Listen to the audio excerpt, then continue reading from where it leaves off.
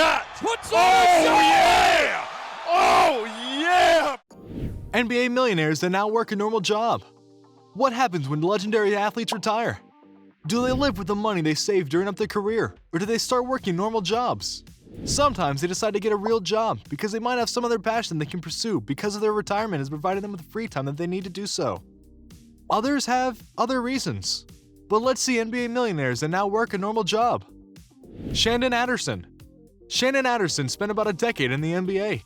He wasn't particularly memorable, seeing as how he never managed to carve out a place for him in the hearts of the fans. And did you know that he's been a vegetarian for more than 25 years? Not only that, but he also opened up a vegetarian restaurant. The concept for a vegan-focused restaurant was born in 2010. After retiring from the NBA, Anderson recognized there was only a handful of restaurants that catered to his vegan lifestyle. A lover of art and food, Anderson wanted a way to combine the two, and the vision of drink art was created. I needed change. I told myself that my last year in the NBA was to win a championship, and after I did that, I knew it was time to try something new. Anderson said of his new business. After leaving basketball, he later realized that he could not prepare a proper dish for himself at home, and most traditional restaurants did not serve the kind of food that he wanted. So he went into survival mode and went to school to learn how to cook. Anderson attended the Living Night Culinary Institute, Raw Cooking School, Natural Gourmet Institute, and completed an internship at Candle 79, New York City's premier vegan oasis. Adrian Dantley. Adrian Dantley, an American former professional basketball player and coach, works as a crossing guard, protecting children crossing the street at a local school in Maryland. Former NBA great and 2008 Basketball Hall of Famer, Dantley was a two-time NBA scoring champ and a six-time All-Star for the Utah Jazz. He retired in 1991.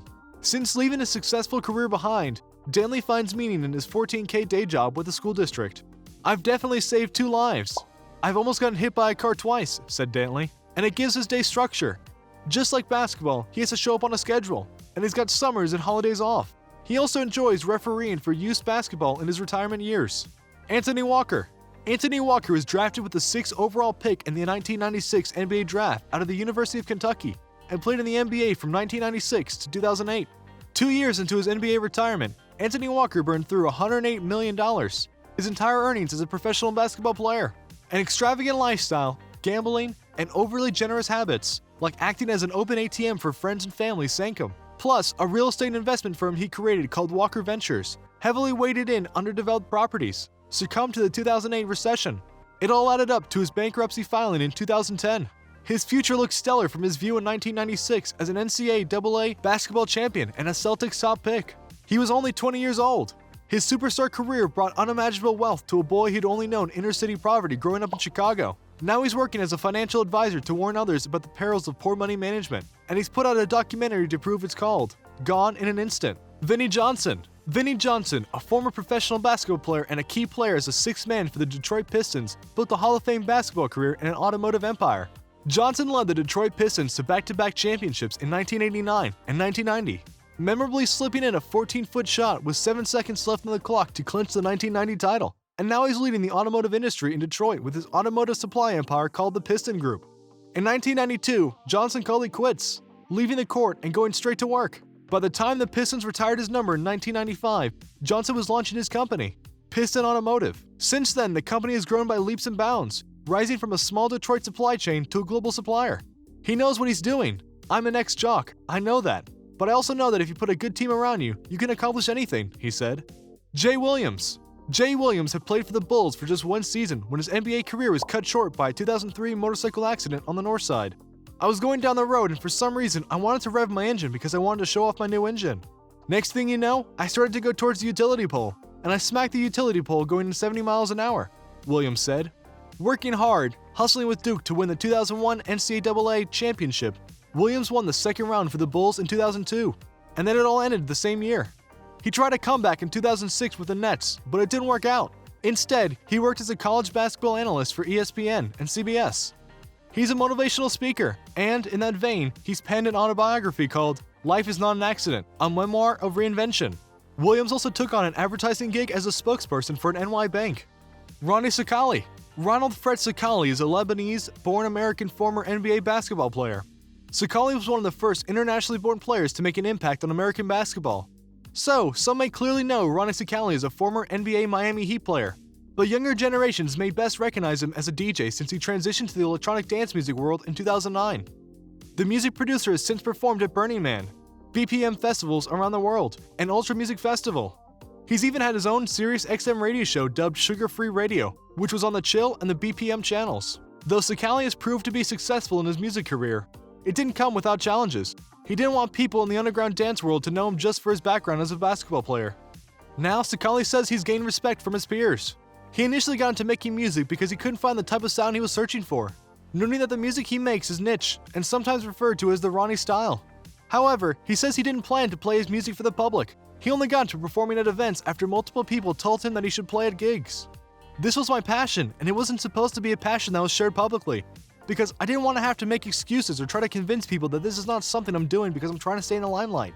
I'm doing the music because I love doing it, he said.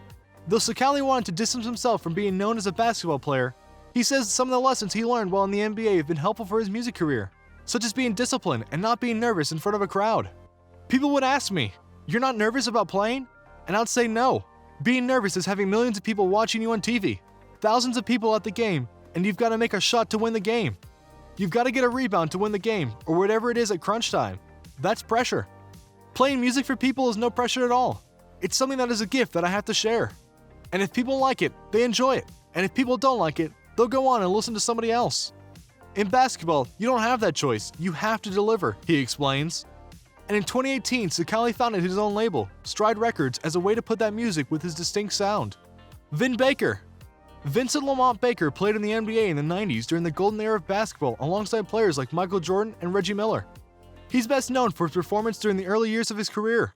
He spent 4 years in Milwaukee, followed by 5 seasons on the Seattle Supersonics. Baker was a 4-time All-Star, one of the league's top offensive forwards and a powerhouse for the Boston Celtics. Playing for 13 seasons, he's earned over $100 million in 2005. He was forced to retire. A few years later, it was all gone. Poof. He drowned his sorrows in booze until he hit rock bottom. Unfortunately, it's all too common story for the young and super wealthy. Irresponsible spending, a user lifestyle, and a predatory financial management, a recipe for disaster. As a recovering alcoholic, Baker takes it as it is. He became a better man. He's become a man. For parishioners, for his family, and for his wife and 4 kids, he tells a story about how we can bounce back from the deepest drops. He also credits former Supersonics boss, Starbucks CEO Howard Schultz, for helping him pull his life together. Down and out, Baker worked behind the counter at Starbucks. He was managing a Starbucks franchise by 2015. In 2018, he got back on the court, coaching for the Milwaukee Bucks. Which former NBA player's present jobs do you like the most? Let us know in the comments down below. Make sure you subscribe to our channel and turn on your post notifications so you never miss a video from us. If you like this video, don't forget to give it a thumbs up. See you in the next video. Thanks for watching.